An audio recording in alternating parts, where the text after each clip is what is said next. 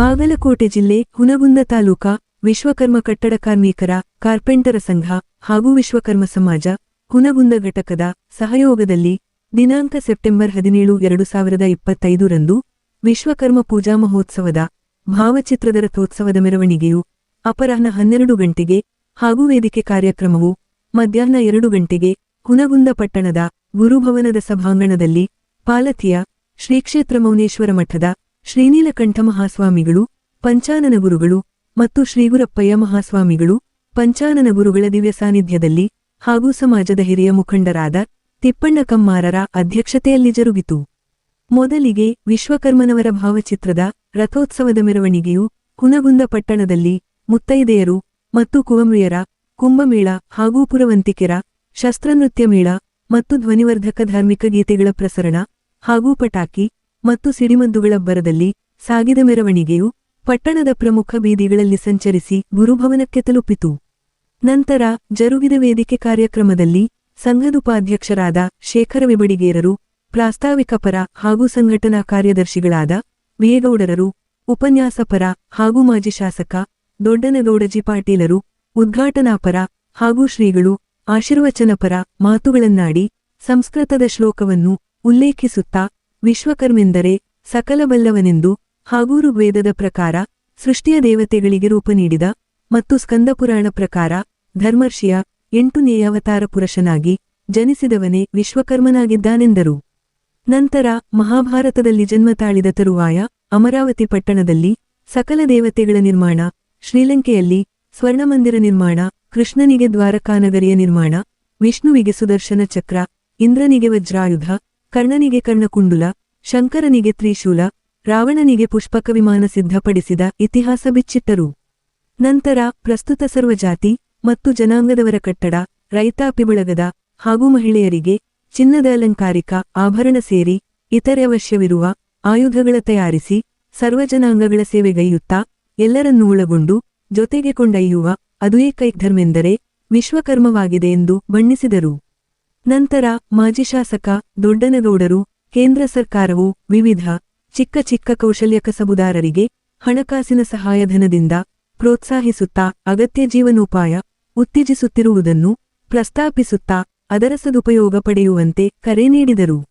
ನಂತರ ಕರ್ನಾಟಕ ರಾಜ್ಯ ಸರಕಾರವು ಇದೇ ತಿಂಗಳು 22ರಿಂದ ನಡೆಸುತ್ತಿರುವ ಶೈಕ್ಷಣಿಕ, ಸಾಮಾಜಿಕ, ಆರ್ಥಿಕ ಸಮೀಕ್ಷೆಯು ಹಿಂದೂ ವಿಶ್ವಕರ್ಮ ಸೇರಿ ಇತರೆ ಹಿಂದೂ ಧರ್ಮಗಳಾದ ವೀರಶೈವ ಮತ್ತು ಲಿಂಗಾಯತರನ್ನು ಮತ್ತು ಬ್ರಾಹ್ಮಣರನ್ನು ಕ್ರೈಸ್ತರೆಂದು ಪರಿಗಣಿಸಿ ಜಾತಿ ಜಾತಿಗಳ ಮಧ್ಯೆ ಒಡಕನ್ನು ಸೃಷ್ಟಿಸಿ ರಾಜಕೀಯ ಲಾಭ ಪಡೆಯಲು ಹುನ್ನಾರ ನಡೆಸುತ್ತಿದೆ. ಹಾಗಾಗಿ ಸಮೀಕ್ಷೆ ಸಂದರ್ಭದಲ್ಲಿ ಧರ್ಮ ಮತ್ತು ಜಾತಿಕಲಮನಲ್ಲಿ ಬರೆಸುವಾಗ ಎಚ್ಚರಿಕೆ ವಹಿಸಬೇಕೆಂದು ಕಿವಿಮಾತು ಹೇಳಿದರು. ನಂತರ ಶ್ರೀಗಳು ಆಶೀರ್ವಚನ ನೀಡಿದರು. ಏತನ್ಮಧ್ಯೆ ಕಾರ್ಯಕ್ರಮದಲ್ಲಿ ಅತಿಥಿಗಣ್ಯಮಾನ್ಯರಿಗೆ ಸನ್ಮಾನ ಕಾರ್ಯಕ್ರಮ ಜರುಗಿತು. ಹಾಗೂ ಕಾರ್ಯಕ್ರಮದ ನಿರೂಪಣೆಯನ್ನು ಸಮಾಜದ ಹಿರಿಯ ಮುಖಂಡರಾದ ಬಾಲವೀರಪ್ಪ ಬಡಿಗೇರರು ನೆರವೇರಿಸಿದರೆ, ಕಾರ್ಯಕ್ರಮದಲ್ಲಿ ಸಂಘದ ಅಧ್ಯಕ್ಷರಾದ ಮೌನೇಶ ಕಮ್ಮಾರ, ಪ್ರಧಾನ ಕಾರ್ಯದರ್ಶಿ ಮೌನೇಶ ಬಡಿಗೇರ ಸೇರಿದಂತೆ ಇತರೆ ಪದಾಧಿಕಾರಿಗಳು ಈ ಕಾರ್ಯಕ್ರಮದ ಆಯೋಜನೆಯನ್ನು ಮಾಡಿದ್ದರು. ಹಾಗೂ ಕಾರ್ಯಕ್ರಮದಲ್ಲಿ ಉಪತಹಶೀಲ್ದಾರರಾದ ಮಹೇಶ ಸಂದಿಗ್ವಾಡ ಹಾಗೂ ಸಮಾಜದ ಗುರು ಹಿರಿಯರು ವೇದಿಕೆ ಅಲಂಕರಿಸಿದರೆ, ತಾಯಂದಿರು, ಯುವತಿಯರು, ಯುವಕರು, ಮಕ್ಕಳು ಉಪಸ್ಥಿತರಿದ್ದರು. ಲೋಕನಾಯ Kannada news bureau report Hungund.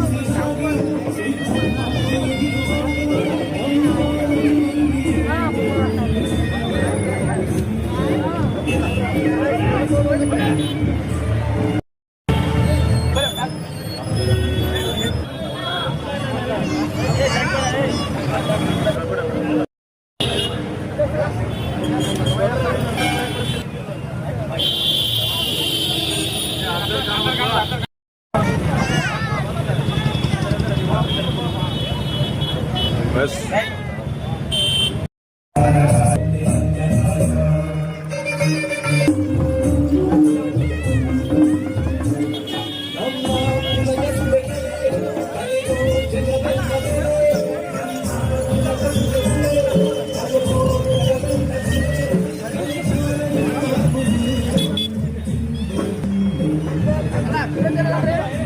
Suresh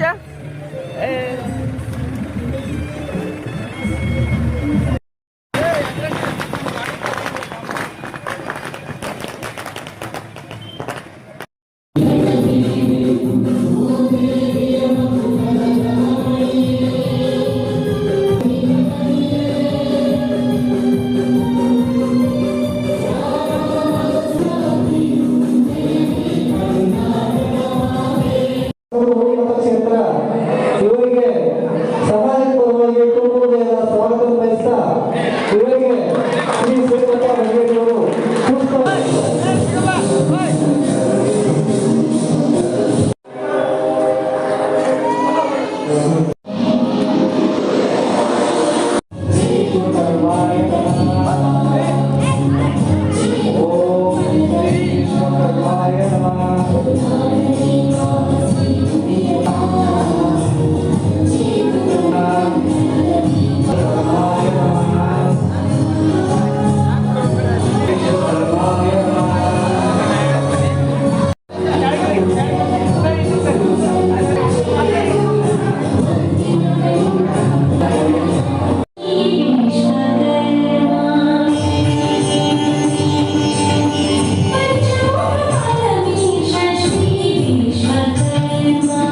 ಮಹಾಸ್ವಾಮಿಗೆ ಪುಷ್ಪವನ್ನು ಹಾಕುವುದರ ಮೂಲಕ ವೇದಿಕೆ ಮೇಲೆ ಅತ್ಯಂತ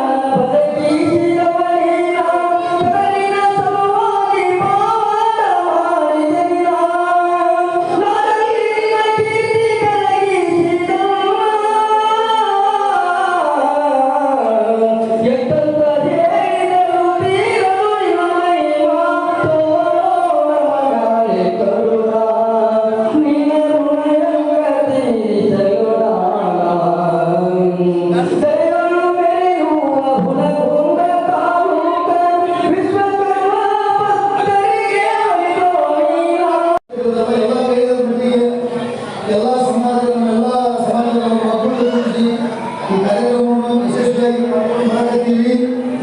ಅದಕ್ಕೆ ನಮ್ಮ ಎಲ್ಲ ಸಮಾಜದವರು ಹಾಗೂ ನಮ್ಮ ಸಾಹೇಬರು, ನಮ್ಮ ಗುರುಗಳು, ಇವೆಲ್ಲರ ಆಶೀರ್ವಾದ ನಮ್ಮ ಸಮಾಜದಲ್ಲಿ ಇರಲಿ ಅಂತ ನಮ್ಮೆಲ್ಲರಿಗೂ ನಾನು ಅನಂತ ವಂದನೆಗಳನ್ನು ಹೇಳುತ್ತೇನೆ.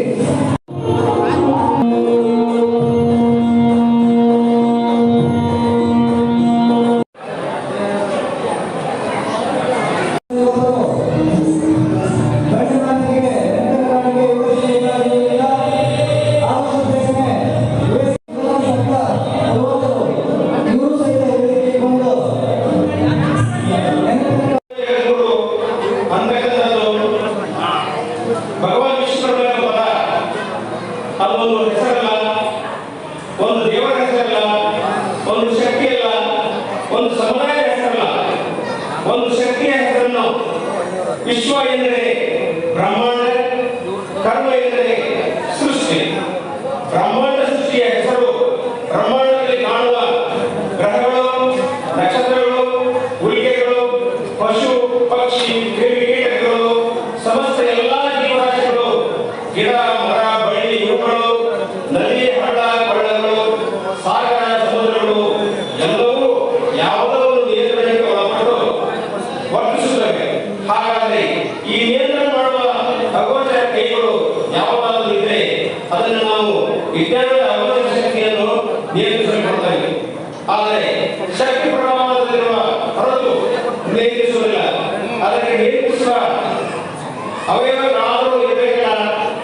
ತಾನೇ ತಾನಾಗಿ ವಿಶ್ವವಿದ್ಯಾಲಯಗಳು ಸಾಧ್ಯವಿಲ್ಲ. ಅದರ ಹಿಂದೆ ಅಗೋಚರ ಅಪ್ರಮಾಣ ಪ್ರಣವ ಸ್ವರೂಪವಾದ ಭಗವಂತನಿದ್ದಾನೆ. ಅವನನ್ನೇ ನಾವು ವಿಶ್ವಕರ್ಮ ಎಂದು ಬೇರೆ ಕಾಲದ ಪೂರ್ವಜರು ಜನರು ಅಭಿಪ್ರಾಯಪಟ್ಟು ಆ ಸ್ವಾಮಿಯನ್ನು ಆಚರಣೆಯನ್ನು ನಾವು ಈ ಯುಗದಲ್ಲಿ ಭಾರತ ದೇಶದಲ್ಲಿ ಕರ್ನಾಟಕ ರಾಜ್ಯದಲ್ಲಿ ಪ್ರತಿ ವರ್ಷ ಸೆಪ್ಟೆಂಬರ್ 17 ಆಚರಿಸುವುದು ಸಮಾಜಕ್ಕೆ ನಮ್ಮ ಸೇವೆಯನ್ನು ಸಲ್ಲಿಸುತ್ತಾ ಆ ಪಂಚಮುಖ ಬ್ರಹ್ಮನ ವಿಶ್ವಸರಾಗಿರ್ತಕ್ಕಂಥ ನಾವು ಅವುಗಳನ್ನ ವೃತ್ತಿ ಜೀವನದಲ್ಲಿ ಎಳೆದುಕೊಂಡು ಸಮಾಜಕ್ಕೆ ಸೇವೆಯನ್ನು ಸಲ್ಲಿಸುತ್ತಾ ಸಮಾಜದ ಒಂದು ಉದ್ಧಾರಕ್ಕಾಗಿ ಕೂಡ ನಾವು ಶ್ರಮಜೀವಿಗಳು ನಮ್ಮನ್ನ ಕರೀತಾರೆ. ಅಂತ ಒಂದು ವಿಶ್ವತಕ್ಕಂಥ ನಾವೆಲ್ಲರೂ ಆ ಒಂದು ಸ್ವಾಮಿಯ ಒಂದು ಪಾತ್ರರಾಗಿ ಪ್ರತಿ ವರ್ಷ ಇದಕ್ಕಿಂತ ಹೆಚ್ಚಿನ ಸಂಖ್ಯೆಯಲ್ಲಿ ಭಾಗವಹಿಸಿ ಆ ಒಂದು ಬಡಿಗೆರ ಕರಿತೀವಿ ನಾವು.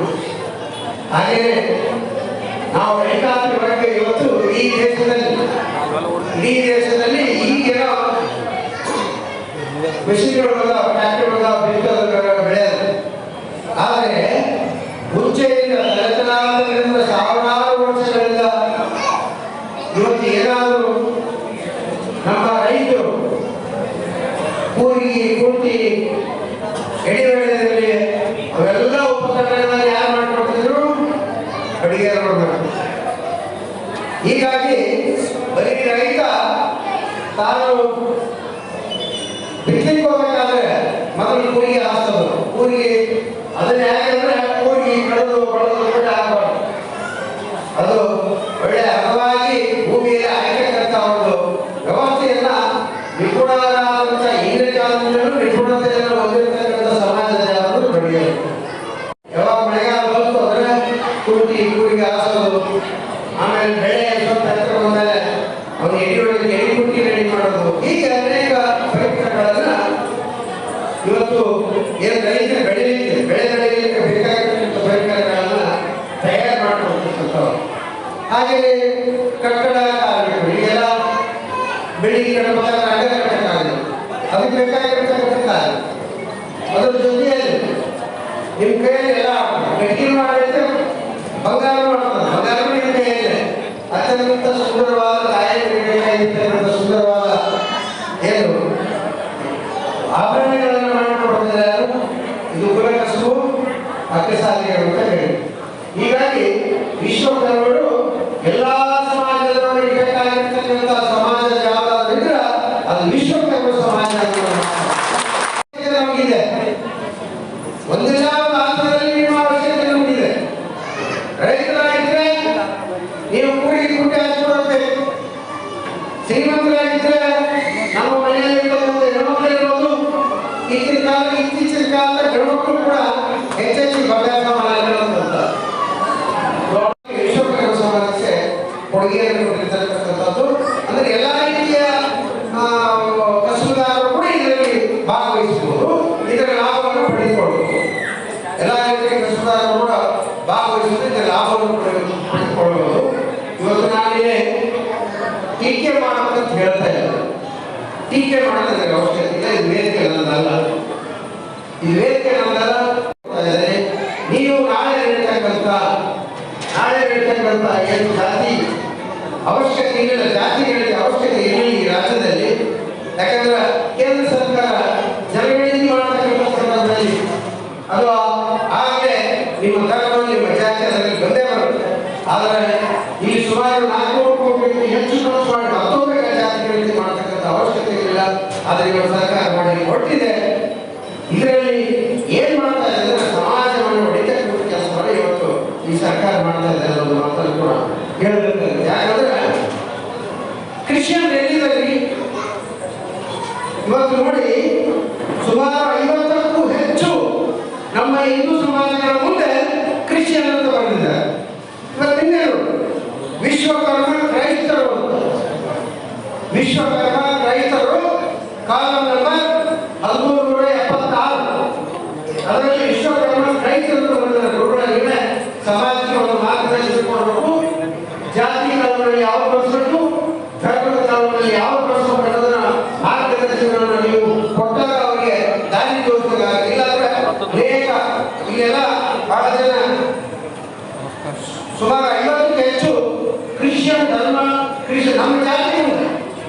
ನಮ್ಮ ಜಾತಿ ಇಲ್ಲ. Dravida Christian, Banjara Christian, Barika Christian, ಕಸ್ತೂರ ಕ್ರಿಶ್ಚಿಯನ್, ಬಿಡುವ ಕ್ರಿಶ್ಚಿಯನ್, ಬ್ರಾಹ್ಮಣ ಕ್ರಿಶ್ಚಿಯನ್. ಅಂದ್ರೆ ಕ್ರಿಶ್ಚಿಯನ್ ಎಲ್ಲಿಂದ ಬಂದಿದ್ದು? ಯಾವಾಗಲಿ ನಾವು ಯಾರಲ್ಲಿ ಎಲ್ಲಿದ್ವಿ ಯಾರು ಮತಾಂತರ ಆಗಿರು, ಮತಾಂತರ ಅಂದ್ರೆ ಕ್ರಿಶ್ಚಿಯನ್ ಆಗ್ತಾರೆ. ಪೂರ್ವ ಕ್ರಿಶ್ಚಿಯನ್ ಇಲ್ಲಿ ಬರ್ತದೆ 775ರಲ್ಲಿ ಪೂರ್ವ ಕ್ರಿಶ್ಚಿಯನ್ ಅಂತಿದೆ. ಅಂದ್ರೆ ಏನ್ ಮಾಡ್ತಾ ಹೋಗ್ತಿದೆ ಅಂತ ನೀವು ನಾವೆಲ್ಲ ಎಚ್ಚರಿಕೊಂಡು ನಮ್ಮ ಹಿಂದೂ ಧರ್ಮದ ಸಂಸ್ಕೃತಿಯ ಪ್ರಕಾರ ನಾವೇನು ಹಿರಿಯರು ನಮ್ಗೆ ಹಾಕಿಕೊಟ್ಟಿದ್ದಾರೆ. ಆ ಜಾತಿ ಕಾಲದಲ್ಲಿ ಯಾವ ಜಾತಿಯವರಿದ್ದೀವಿ, ಯಾವ ಧರ್ಮದವರಿದ್ದೀವಿ ಅನ್ನೋದು ಬಳಸಬೇಕಂತ ಸಮಾಜದ ಗುರುಗಳು ಒಂದು ನಿರ್ಣಯ ತೆಗೆದುಕೊಂಡು ಹೇಳಬೇಕು ಅಂತ ಹೇಳಿದ್ರೆ ಮಾಡ್ಕೊಂಡಿಲ್ಲ. ಲಿಂಗಾಯತರ ಬೇರೆ ಮತ್ತು ಅದ್ರ ಜೊತೆ ಇವು ಕ್ರಿಶ್ಚಿಯನ್ ಬೇರೆ, ವೀರಶೈವ ಕ್ರಿಶ್ಚಿಯನ್ ಬೇರೆ, ಲಿಂಗಾಯತ ಕ್ರಿಶ್ಚಿಯನ್ ಬೇರೆ, ಹೀಗೆ ಅನೇಕ ಕ್ರಿಶ್ಚಿಯನ್